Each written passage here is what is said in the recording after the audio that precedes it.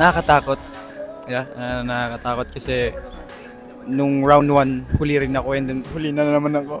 Kailan pa ako magkakaroon ng nasa gitna ako. Ang galing din ng batang yun. Batang yun, kaedad ko lang yan. Ang galing ni JC. Meron siyang voice na something na hindi pa namin parang like it's different. Na parang yun na nga, pag kumakanta siya parang nag-iibang anyo. So he's really good. Kumakanta lang ako, yun lang yung para sa akin, kumakanta lang ako. I don't know, siguro pag ganun yung feelings ko na pag every time na kumakanta ako na nasa stage ako, parati kong iniisip na huli na to, wala na tong babalikan. Kaya I think I did my best naman, pero kinakabahan ako kanina, I don't know, kasi ang dami kong iniisip. Meron pa akong ini-edit na video, Omi TV, Azar video ko na ini-edit ko, hindi ko pa natapos, yun yung iniisip ko habang nagpo-perform. Siguro, yeah, nabigay ko naman yung best ko. 100%.